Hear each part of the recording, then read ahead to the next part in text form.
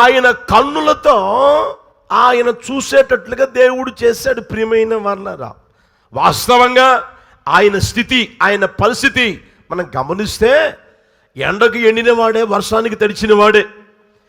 ఏమండి, తీసుకుపోయింది చల్లారిపోతే ఏమండి ఆ సద్దన్నమే, ఆ నీరు గారిన ఆ అన్నమే ఏమండి తిని గొర్రెలు కాసుకుంటూ ఉన్న వ్యక్తే వాస్తవానికి. అయితే ప్రభువు ఆయన్ని జ్ఞాపకం చేసుకుని ఆ గొర్రెల దొడ్డులోంచి తీసుకుని వచ్చి ఆయన ఏం చేశాడంటే అభిషేకించాడు. దేవుడు అభిషేకించి నువ్వు రాజు అవుతాను అభిషేకించాడు. ప్రియమైన వాళ్ళరా, వెంటనే ఆయన రాజు కాల, ఆల్రెడీ రాజు ఉన్నాడు. సౌలు రాజ్యాన్ని పరిపాలన చేస్తూ ఉన్నాడు.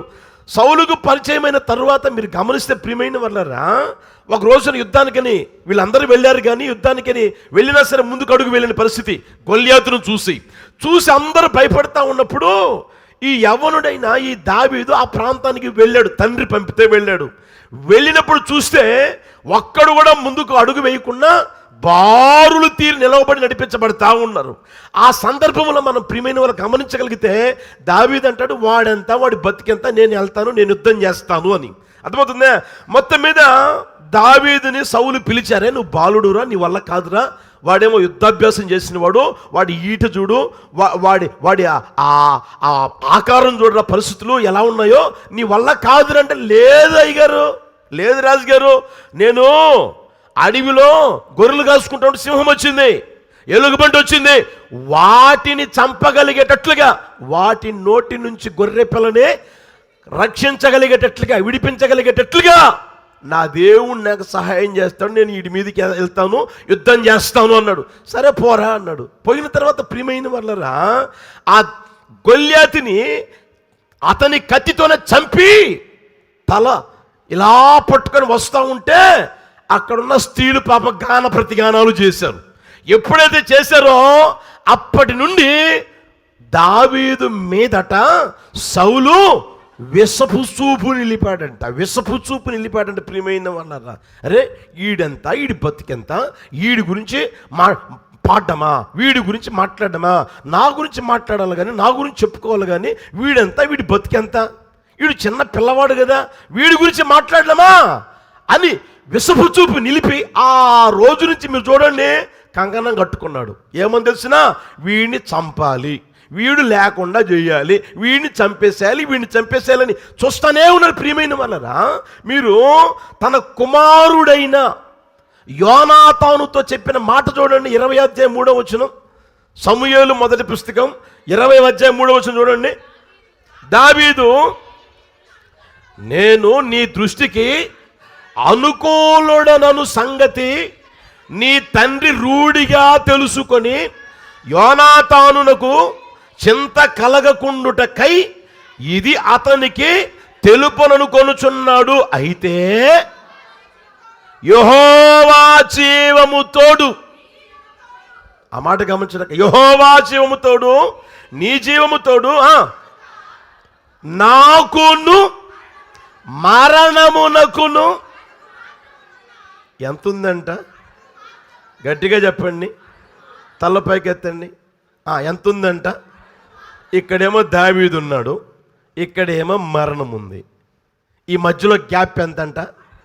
అడుగు మాత్రమే ఉందంట. అయ్యా, నేను ఎవరిని తెలుసునా? విషపు చూపు నిలపబడిన వ్యక్తిని. నేను ఎవరిని తెలుసునా? నాకు మరణానికి చెప్పండి అడుగు మాత్రమే ఉన్న వ్యక్తిని. ఏ రోజున ఏం జరుగుతుందో తెలియని పరిస్థితుల్లో నా జీవితం నేను నడిపించుకుంటూ ఉన్నా. ఏ రోజున ఏమవుతుందో నాకు అర్థం కావడంలే. ఏ రోజున సౌలు ఎలా వచ్చి నన్ను చంపుతాడో, ఎవరి ద్వారా చంపిస్తాడో, లేదా ఆయనే చంపుతాడో, నా నీడ లేకుండా చేస్తాడు ఈ భూమి మీద. నేను ప్రాణాన్ని గుప్పెట్లో పెట్టుకుని జీవిస్తున్న వ్యక్తిని. నా బ్రతుకు అలాగ మారిపోయింది. ఎప్పుడైతే ఏమంటే ఈ సౌలుకు పరిచయం అయ్యానో, ఎప్పుడైతే ఆ గొల్యాతు గారిని చంపానో, ఎప్పుడైతే మేలు చేశానో, అప్పటి నుంచి నాకు ఆపద ఎదురైంది. నేను ఆపదను ఎదుర్కోవాల్సిన స్థితిలో ఉన్నాను. ఈ సమస్య ఏమండి తీరిపోనిదిగా ఉంది. ఈ పరిస్థితుల్లో నుంచి నేను విడుదల పొందలేని వానిగా ఉన్నాను. ఎవరు? సామాన్యమైన మనిషి, అతగాడు రాజ్యాన్ని పరిపాలన చేస్తున్న రాజు. రాజే నన్ను చంపాలని చూస్తూ ఉంటే నన్ను విడిపించగలిగిన వాడు ఎవడున్నాడు? తప్పించగలిగిన వాడు ఎవడున్నాడు? నాకు మరణానికి, చెప్పండి గట్టిగా, మరణ అడుగు మాత్రమే ఉంది. అంత మాత్రమే కాదు, ఏమంటే సౌలుతో అన్న మాట గమనించండి. ఒక రోజున 24:11 సౌలుతో అన్న మాట గమనించండి. నా తండ్రి చూడుము, ఇదిగో చూడుము, నిన్ను చంపక నీ వస్త్రపు చెంగు మాత్రమే కోసి తిని కనుక నా వలన నీకు కీడు ఎంత మాత్రము రాదనియు, నాలో తప్పితం ఎంత మాత్రము లేదనియు నీవు తెలుసుకునవచ్చును. నీ విషయమై నేను ఏ పాపము చేయని వాడనై ఉండగా నీవు నా ప్రాణము తీయవలనని ఏం చేస్తున్నాడంట? తరుముతా ఉన్నాడంట. సౌలు తరుముతా ఉన్నాడంట. ఒక చోట కాదు, 2 చోట్ల కాదు, 3 చోట్ల కాదు. ఎక్కడ ఉన్నాడు అంటే రాజ్యాన్ని వదిలిపెడుతున్నాడు, రాజ్యంలో ఉన్న సమస్యలు వదిలిపెడుతున్నాడు, రాజ్యంలో ఉన్న ఏమంటే సమస్తం పట్టించుకోవడంలే. రాజ్యాన్ని ఏలరాని రాజు దేవుడు చేస్తే రాజ్యాన్ని వదిలిపెడుతున్నాడు, జనాల్ని వదిలిపెడుతున్నాడు, జనాల క్షేమం వదిలిపెడుతున్నాడు. ఇప్పుడు అతగాడికి ముఖ్యమంత్రి వచ్చినా దావీదుని చంపాలి, దావీదుని చంపాలి, దావీదుని చంపాలి, దావీదుని చంపాలి. అర్థమవుతుందా ప్రియమైన వాళ్ళరా? ఆయన గారి జీవితం ఎంత దారుణంగా మారిపోయింది అంటే, ఓ ప్రక్క దేవుని చేత అభిషేకించబడి ఉన్నాడు, వాస్తవమే. పరిస్థితులన్నీ తలక్రిందులుగా మారిపోయాయి. ఇతగాడు ఏమంటే చావుని స్మరణ చేస్తూ ఉన్నాడు. ఏ రోజు నేను జరుగుతుంది? నాకు మరణానికి ఒక అడుగే ఉంది, నాకు మరణానికి ఒక అడుగే ఉంది. నన్ను తరుముతా ఉన్నాడు. దేనికి? చంపాలని తరుముతా ఉన్నాడంట ప్రియమైన వాళ్ళరా. అందుకనే ఆయన రాసుకున్న కీర్తన కూడా చూడండి. 18వ కీర్తన 4వ చరణం. 18వ కీర్తన 4వ చరణం. మరణ పాశములు నన్ను చుట్టుకొనగను, భక్తిహీనులు వరద పొర్లు వలె నా మీద పడి బెదిరింపగను, పాతాళపు పాశములు నన్ను అరికట్టగను, మరణపు ఊరులు నన్ను. ఆ మాటలు గమనించి ఎంత బాధతో, ఎంత వేదనతో, ఎంత జీవితము మీద ఏమంటే ఆయన పరిస్థితులన్నీ తల్లకిందులుగా మారినప్పుడు ఎన్ని మాటలు మాట్లాడుతున్నా చూడ ప్రియమైన వాళ్ళరా. మరణపు పాశములు నన్ను చుట్టుకున్నాయి, భక్తిహీనులు వరద పొర్లు వలె నా మీద పడి బెదిరిస్తూ ఉన్నారు, పాతాళపు పాశములు నన్ను అరికట్టగను, మరణపు ఊరులను నన్ను ఆవరించేశాయి. ఎప్పుడు చనిపోతానో, ఎప్పుడు ఏమైపోతుందో, ఏ రోజున నా నాడి ఆగిపోతుందో, ఏ రోజున నా కన్ను ముయ్యవలసి వస్తుందో, నాకు తెలియకుండానే నా ప్రాణం పోతుందేమో అన్న ఆ భీతి, ఆ భయం అతన్ని పట్టి పీడిస్తూ ఉంది ప్రియమైన వాళ్ళరా. అలాంటి పరిస్థితుల మధ్యలో ఏమండి దావీదు ఏమాత్రం తప్పించుకునే ఛాన్సే లేదు. ఎందుకంటే ఆ దేశంలో ఉన్నాడు, ఆ దేశం దాటి వెళ్ళగలడా? వెళ్ళినా సరే రాజు కదండి, పలుకుబడి ఉపయోగిస్తాడు. ఉన్నాడా, అక్కడున్నాడా, ఎక్కడున్నాడా అని ఉపయోగించి ఇతగాడి జీవితాన్ని ఏ విధం చేతనైనా పాడు చేయాలి, చంపేసేయాలన్న ఆ స్థితిలో అతను నడిపించబడతా ఉంటే ఇక తప్పించుకునే పరిస్థితులు ఏమాత్రం కనిపించడంలే. ఆయన అంటాడు, ఇక నా జీవితం చెప్పండి అయిపోయింది, ఇక అయిపోయినట్టే నా జీవితం. ఇక మరలా మంచి రోజులు చూస్తానన్న నమ్మకం నాకు లేదు, మరలా నా జీవితం చిగురిస్తుందన్న నమ్మకం నాకు లేదు, మోడు బారిపోయిన నా జీవితం మరలా చిగురిస్తుందన్న నమ్మకం నాకు లేదు. నా వ్యక్తిగత జీవితంలో ఇక మరణమే నాకు దిక్కు, చావే నాకు శరణ్యం అన్న ఆ పరిస్థితుల మధ్యలో నడిపించబడుతూ ఉన్నప్పుడు దేవుడు ఏం చేశాడు తెలిసిన? ఆ దావీదును కాపాడాడు. యేసయ్యకి మహిమ కలుగును గాక. హల్లెలూయా, హల్లెలూయా. దావీదును కాపాడటమే కాదు, రాజ్యాన్ని పరిపాలించే రాజుగా చేయడమే కాదు. ఇప్పుడు అంటాడు ఆయన, ఆ మాట అంటాడు. ఇప్పుడు చూడండి, నేను ఎవరిని? నేను చచ్చిపోతాను అనుకున్నాను, మరణానికి నాకు ఒక అడుగు మాత్రమే ఉంది. మరణపు ఊరులు నన్ను ఆవరించాయి, నన్ను చుట్టుకున్నాయి, నన్ను తరుముతానే ఉన్నాడు. తరమని రోజంటూ లేదు, తరమబడుతూనే ఉన్న వ్యక్తిని అలాంటి దారుణమైన పరిస్థితుల్లో నా జీవితం మీదే విరక్తి కలిగి నా జీవితం ఏ రోజున ఏమైపోతుందని వదిలేసి జీవించిన ఆ పరిస్థితులు నాకు తెలుసు. అయితే ఇప్పుడు నేను ఎవరిని తెలుసునా, సజీవుడుగానే ఉన్నాను. హల్లెలూయా, హల్లెలూయా. అది ఆయన జీవితంలో దేవుడు చేసిన గొప్ప కార్యం కావచ్చు ప్రియమైన వల్ల. అందరితో ఆపలా, ఆయన జీవితం గమనించండి. అందరితో ఆపుకున్నా చూడండి, ఇప్పుడు ఈ దినమున జరిగినట్లు నా సింహాసనము మీద ఆసీనుడగుటకు ఇశ్రాయేలుల దేవుడైన యెహోవా ఒకని దయచేశాడు. హల్లెలూయా. నేనే చనిపోతాను, నా జీవితం అయిపోయింది అనుకున్న నా పరిస్థితి. అయితే ఆ స్థితుల్లో నుంచి నన్ను కాపాడమే కాదు, నా సింహాసనం మీద ఒకడు ఆసీనుడయ్యేటట్లుగా ఈరోజు నా కళ్ళతో దేవుడు నాకు చూపించాడు. యేసయ్యకి మహిమ కలుగును గాక. హల్లెలూయా. నా కళ్ళు చూశాయి అని ఆయన చెప్తున్నాడు. ప్రియమైన వాళ్ళరా, ఒకసారి గుర్తెరగండి, మీ వ్యక్తిగత జీవితంలో ఒకవేళ పరిస్థితులన్నీ తారుమారుగా మారిపోయి, పరిస్థితులన్నీ నీ వ్యక్తిగత జీవితంలో ఏమండి ఘోరంగా మారిపోయి, మరణానికి నాకు ఒక అడుగు మాత్రమే ఉంది, నన్ను తరుముతా ఉన్న పరిస్థితులు, నేనేమైపోతానో అర్థం కావడంలే, ఇక నా కుటుంబ పరిస్థితి నేనేం పట్టించుకున్నాను, నా పిల్లల పరిస్థితి నేనేం పట్టించుకున్నాను అన్న ఆ తలంపుల మధ్యలో, ఆ ఊహల మధ్యలో నీ జీవితం నడిపించబడుతూ ఉందా? భయపడమాక. హల్లెలూయా. నా దేవుడు అంటాడు, వీటికంటే గొప్ప కార్యాలు చూస్తావు. హల్లెలూయా, హల్లెలూయా. నువ్వు బ్రతకడమే గొప్ప అని నువ్వు అనుకుంటా ఉన్నావేమో. నువ్వు బ్రతకడమే కాదు, నీ సంతతిని నా దేవుడు ఆశీర్వదించడం నీ కళ్ళు చూచును గాక. హల్లెలూయా. నీ సంతతి ఆశీర్వదించబడ్డం, నీ సంతతి సింహాసనం మీద ఉండడం నీ కళ్ళు చూచును గాక, కళ్ళు చూచును గాక. హల్లెలూయా. దాన్ని నీ వ్యక్తిగత జీవితంలో ప్రభు చేయాలని కోరుకొని ఈ రోజున ఈ మాటలు నీకు తెలియజేస్తూ ఉన్నాడు. నీకు ఎలాంటి పరిస్థితులు ఎదురైనా సరే వాటన్నిటిలో నుంచి తప్పించి కాపాడి నీ కళ్ళ ముందే నీ సంతానాన్ని హెచ్చించును గాక, నీ కళ్ళ ముందే నీ సంతానాన్ని ఆశీర్వదించును గాక. నీ కళ్ళ ముందే నీ సంతానం హెచ్చించబడ్డం, గొప్ప చేయబడ్డం, ఘనపరచబడ్డం నీ కళ్ళు చూసేటట్లుగా యేసయ్య చేయును గాక. హల్లెలూయా. ఎప్పటికైనా ఆరోగ్యం పాడైపోయింది, ఏమండి వాళ్ళ బతుకులు ఏమైపోతాయి ఏంటో, వాళ్ళ భవిష్యత్తు ఎలా ఉంటుందో ఏమో అర్థం కావడం లేదు. ఇప్పుడు నా జీవితం చూస్తే ఎలా ఉంది, మా ఆయన జీవితం చూస్తే ఎలా ఉంది, మా భార్య జీవితం చూస్తే ఎలా ఉంది, అనారోగ్యం పట్టి పీడిస్తూ ఉంది. ఇలాంటి పరిస్థితులు నడిపించబడుతూ ఉన్నాం. ఇక వీళ్ళ జీవితం మేము చూడగలుగుతామా? వీళ్ళు బాగుపడడం చూడగలుగుతామా? వీళ్ళు ఆశీర్వదించబడ్డం చూడగలుగుతామా? వీళ్ళు ఉద్యోగం చేయడం చూడగలుగుతామా అన్న ఆ తలంపుల మధ్య నడిపించబడుతూ ఉన్నావేమో. నా దేవుడు చూపించును గాక. హల్లెలూయా, హల్లెలూయా. నువ్వు కాపాడబడ్డమే కాదు, నీ పిల్లలు పచ్చని ఒలీవ మొక్కల వలె ఆయన భోజనపు బల్ల చుట్టూ పెరగడం నీవు చూచుదువు గాక. నీవు చూడగలిగేటట్లుగా యేసయ్య చేయును గాక.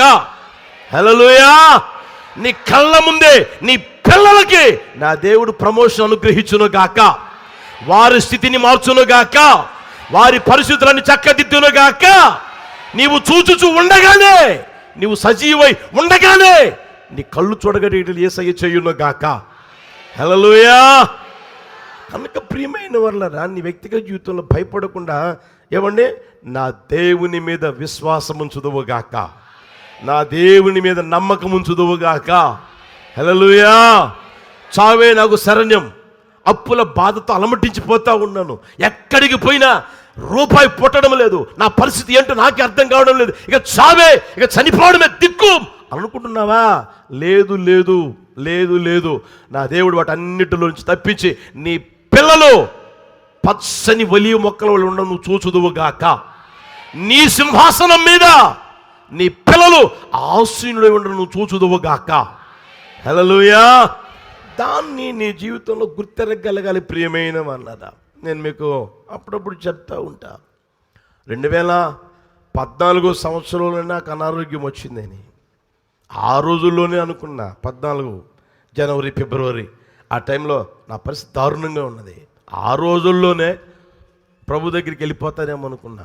ఈ రోజు వరకు ఆయన సజీవుడిగా కాపాడి ఉన్నాడు. హల్లెలూయా, హల్లెలూయా.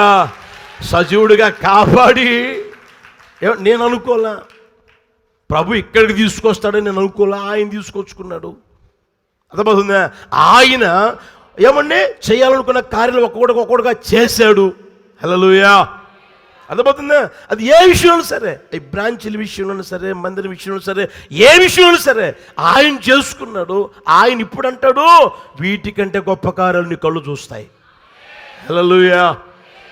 అర్థమవుతుందా? వీటికంటే, చెప్పండి గట్టిగా, వీటికంటే నేను చూడడం కాదు, మీరు కూడా చూసేటట్లుగా ప్రభు చేయును గాక.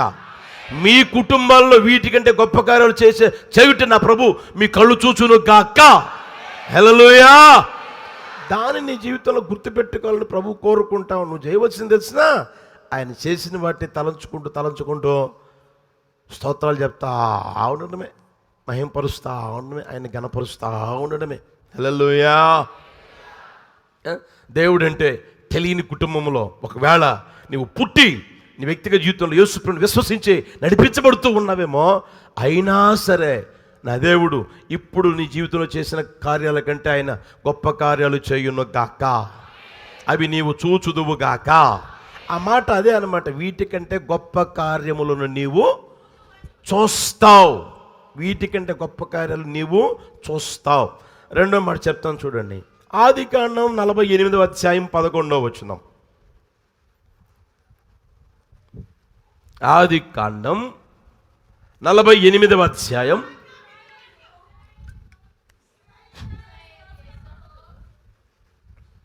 ఇశ్రాయేలు యోసేపుతో, నీ ముఖము చూచెదనని నేను అనుకొనలేదు గాని, గట్టిగా, నీ ముఖము చూచెదనని నేను అనుకొనలేదు గాని నీ సంతానమును దేవుడు నాకు చూపించి ఉన్నాడు, కనబరిచి ఉన్నాడు.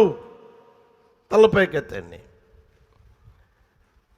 యాకోబు అనబడే ఇశ్రాయేలు యోసేపుతో చెప్తా ఉన్నాడు ఆ మాటలు.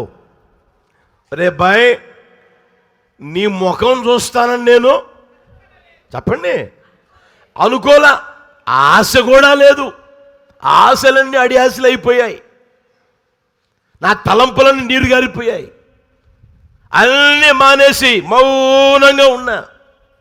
అయితే ఈ రోజున దేవుడు నిన్ను చూపించడం కాదు, నీవు నా కంటికి కనిపించడం కాదు, నీ సంతానమును యేసయ్యకి మహిమ కలుగును గాక. హల్లెలూయా. మీరు గమనించండి ప్రియమైన వాళ్ళరా, ఆ రోజున యాకోబు ఒక మాట అన్నాడు చూడండి. 42:36, ఆదికాండం 42:36. అప్పుడు వారి తండ్రి అయిన యాకోబు వారిని చూచి, మీరు నన్ను పుత్రహీనునిగా చేయుచున్నారు. యోసేపు లేడు, సిమ్యోను లేడు, బెన్యామీను కూడా తీసుకుని పోవుదురు, ఇవన్నీ నాకు ప్రతికూలముగా ఉన్నవని వారితో చెప్పాను. అందుకు రూబేను, నేను అతని యొద్దకు తీసుకుని రాని ఎడల నా ఇద్దరు కుమారులను నీవు సంపవచ్చును, అతని నా చేతికి అప్పగించము, అతని మరలా నీ యొద్దకు తీసుకుని వచ్చి అప్పగించేదని తన తండ్రితో చెప్పాను. అయితే అతడు నా కుమారుని మీతో వెళ్ళనీయను, ఇతని అన్న చనిపోయిను, ఇతడు మాత్రమే మిగిలి ఉన్నాడు. మీరు పోవు మార్గమును ఇతనికి హాని సంభవించిన ఎడల నెరసిన వెంట్రుకలు గల నన్ను మృతుల లోకములోనికి దుఃఖముతో దిగిపోవునట్లు. ఆ మాటలు గమనించండి ఒకసారి. యాకోబు తన కుమారులతో అన్న మాటలు. అప్పటికే యోసేపుని ఏం చేశారు తెలిసినా, అమ్మేసి ఏమండి వీళ్ళే ఒక మేకపిల్లను చంపి ఆ వస్త్రాలు ఆ రక్తములో ముంచి డాడీ దగ్గరికి తీసుకొని వచ్చి, డాడీ ఈ బట్టలు ఎవరియో గుర్తుపట్టు అన్నాడు. ఎవరియో గుర్తుపట్టడం ఏందిరా, చిన్నోడి కదరా, యోసేపు కదరా. అదే డాడీ, ఏమైపోయిందో అర్థం కావట్లేదు డాడీ, ఈ బట్టలు మాత్రం దొరికాయి డాడీ, అక్కడ రక్తపు ముడుగులో ఇవి దొరికాయి డాడీ అని అంటే, ఇక అప్పటి నుంచి బాధ పెట్టుకున్నాడు, దిగులు పెట్టుకున్నాడు, దుఃఖపడతానే ఉన్నాడు, వేదన గురైపోతానే ఉన్నాడు. యోసేపు లేడు, యోసేపు లేడు, యోసేపు లేడు, యోసేపు లేడు, యోసేపు లేడు. డాడీ, పెద్ద కుమారు నేను లేనా? సిమోన్ లేడా? లేవి లేడా? యోదా లేడా? ఇస్సాకర్ లేడా? జబూలన్ లేడా? వీళ్ళందరూ లేరా? అరే ఏదో ఒక్కడు లేడు, దానికి ఎందుకు దిగులు? మీరందరూ ఒకట్రా, వాడు ఒక్కడు. చెప్పండి, మీరంతా ఒకట్రా, మీరంతా ఈ 4 ఏళ్ళు అయితే వాడు ఒక్కడే ఒకట్రా. అంత తెలివితేటలు కలిగిన వాడురా, అంత జ్ఞానం కలిగిన వాడురా అని అంటాడు. ప్రియమైన వాళ్ళరా, అయినా ఎంత ఆదరిద్దామని చూసినా ఏమండి, వాళ్ళు ఆదరించబడడం లేదు, అతను ఆదరించబడడం లేదు, ఏడుస్తూనే ఉన్నాడు, దుఃఖపడతానే, పోయినప్పటి నుంచి దుఃఖపడతానే ఉన్నాడు. ఈలోపు కరువు వచ్చింది. కరువు వచ్చేసరికి అక్కడ ఆహారం ఉందిరా, పోయి తీసుకురానరా బాబు అని అంటే ఆహారం కోసం పోతే అక్కడ ఒకరిని కట్టేశారు. అందుకని అంటాడు, యోసేపు లేడు, చెప్పండి, షిమ్యోను లేడు, ఇప్పుడు బెన్యామిన్ను కూడా తీసుకుపోతారంటరా. మీరు ఎందుకు చెప్పారు? అక్కడ ఒక ఆయనకి 12 మంది కుమారులమయ్యా, ఒకళ్ళు లేడయ్యా, ఇదిగో మేము 11 మంది ఉన్నామయ్యా. ఎందుకు చెప్పారా మీరు? ఇప్పటికే యోసేపు లేడు, ఇప్పటికే షిమ్యోను లేడు, ఇప్పుడు వీడిని కూడా తీసుకుపోతారా? నాకన్నీ ఎలా జరుగుతున్నాయంట చెప్పండి గట్టిగా. నాకు అన్నీ ప్రతికూలంగా జరుగుతాయి, అన్నీ, 1 కాదు 2 కాదు, అన్నీ ప్రతికూలంగా జరుగుతున్నాయిరా. ఇప్పుడు మీరేం చేస్తున్నారు? తీసుకుపోతారు. దారులో ఏదన్నా అయితే నన్ను పుత్రహీనుగా చేస్తారంటరా. నెరసిన వెంట్రుకలు కలిగిన నన్ను ఎలా చేస్తారంట? మృతుల లోకానికి దుఃఖముతో దిగిపోయేటట్లు చేస్తారంటారా మీరు? మృతుల లోకానికి దుఃఖముతో పోవచ్చు అంటారా? చనిపోయేదో సంతోషంగా చనిపోవాలా, చనిపోయేదో సమాధానంగా చనిపోవాలా, చనిపోయేదో ఆనందంగా చనిపోవాలరా? ఈ దుఃఖం పెట్టుకుని, వేదన పెట్టుకుని, బాధ పెట్టుకుని నన్ను మృతులోకానికి వెళ్ళమంటారా అన్న ఆ బాధ, వేదన అతను తొలిచేస్తా ఉంది. ప్రియమైన వాళ్ళరా, అలాంటి జీవితం జీవిస్తూ ఉన్న ఆ యాకోబుకి ఏమండి కుమారులు వచ్చి వర్తమానం చెప్తా ఉన్నారు. డాడీ, యోసేపు బ్రతికే ఉన్నాడు, యోసేపు బ్రతికే ఉన్నాడు అని అంటే, నోరు మీరా, ఎన్నో సంవత్సరాల క్రితం చీల్చేసింది, చెండాడేసింది, బట్టలు ఇప్పటికి జాగ్రత్తగా పెట్టుకున్నాను కదా, జ్ఞాపకానికి పెట్టుకున్నాను కదరా, నా కళ్ళ ముందు ఉన్నాయి కదరా, వాడేంట్రా బతికొండం ఏంట్రా, మీరు చూడడం ఏంట్రా అని అంటాడు. లేదు డాడీ, ఇదిగో నీకోసం పండ్లు పంపించారు, నీకోసం ఆహారం పంపించారు, నీకోసం వస్త్రాలు పంపించారు, నీకోసం ఇవన్నీ పంపించారు చూడు అని అంటే, ప్రియమైన వాళ్ళరా, బయటకు వచ్చి ఎప్పుడైతే వాటి అన్నిటి చూశాడో ఆయన అంటాడు, ఇంతే చాలును, యోసేపు ఇంకను బ్రతికే ఉన్నాడు అన్న ఆ మాటలతో ఆయన మాట్లాడి తర్వాత బయలుదేరి వెళ్ళాడండి. వెళ్ళిన తర్వాత అక్కడికి పోయేసరికి యోసేపును చూడడం కాదు, ఇప్పుడు అంటాడు చూడండి ఆ మాట, నేను నీ ముఖము చూస్తానని అనుకోలేదురా, నీ ముఖం చూస్తానన్న ఆశ కూడా లేదురా. అయితే దేవుడు ఏం చేశాడంట? ఇప్పుడు చెప్పండి, నీ ముఖమే చూస్తానన్న ఆశ లేకపోతే దేవుడు ఏం చేస్తాడు? నీ సంతానాన్ని కూడా నాకు చూపించాడు రా. యేసయ్యకి మహిమ కలుగును గాక. అందుకనే దేవుడు అంటాడు, హలో ఒరే, చెట్టు కింద నీవు ఉన్నది నేను చూశాను అన్నదానికి నువ్వెందుకురా అంత ఆశ్చర్యపడిపోతావు? వీటికంటే గొప్ప కార్యాలు చూస్తావు. హల్లెలూయా, వీటికంటే గొప్ప కార్యాలు చూస్తావు. ఇప్పుడు చూడండి, యోసేపును పోగొట్టుకుని ఎన్ని సంవత్సరాలు ప్రియమైన వాళ్ళరా?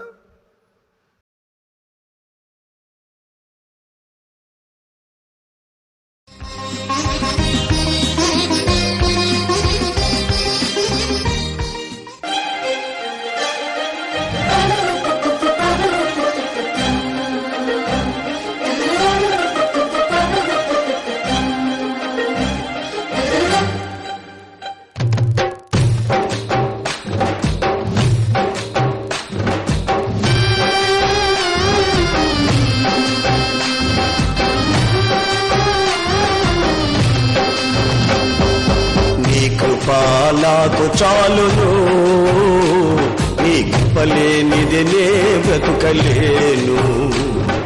నీ కృప నాకు చాలును, నీ కృప లేనిదే నే బ్రతుకలేను. నీ కృప లేనిదే నే బ్రతుకలేను.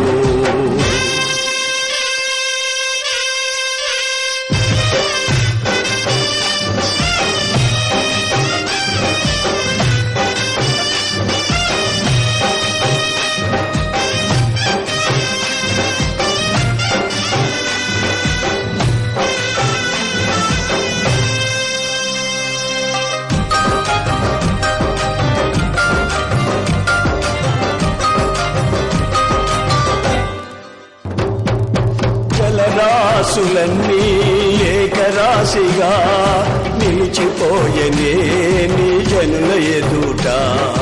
జలరాశులన్నీ ఏకరాశిగా నిలిచిపోయనే నీ జనుల ఎదుట. అవి భూకంపాలే అయినా, పెను తుఫానులే అయినా, అవి భూకంపాలే అయినా, పెను తుఫానులే అయినా, నీ కృపయే శాసించునా, అవి అణగిపోవునా. నీ కృపయే శాసించునా, అవి అణగిపోవునా. నీ కృప నాకు చాలును, నీ కృప లేనిదే నే బ్రతుకలేను. నీ కృప నాకు చాలును, నీ కృప లేనిదే నే బ్రతుకలేను. నీ కృప లేనిదే నే బ్రతుకలేను.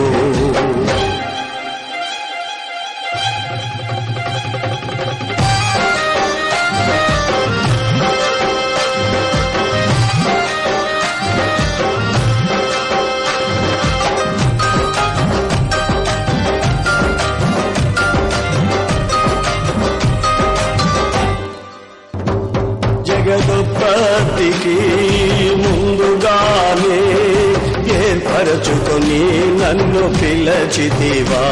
జగదుత్పత్తికి ముందుగానే ఏర్పరచుకొని నన్ను పిలచితివా. నీ పిలుపే స్థిరపరచనే, నీ కృపయే బలపరచనే. నీ పిలుపే స్థిరపరచనే, నీ కృపయే బలపరచనే. నీ కృపయే ఈ పరిచర్యను నాకు అనుగ్రహించెను. నీ కృపయే ఈ పరిచర్యను నాకు అనుగ్రహించెను. నీ కృప నాకు చాలును, నీ కృప లేనిదే నే బ్రతుకలేను. నీ కృప నాకు చాలును, నీ కృప లేనిదే నే బ్రతుకలేను. నీ కృప లేనిదే నే బ్రతుకలేను.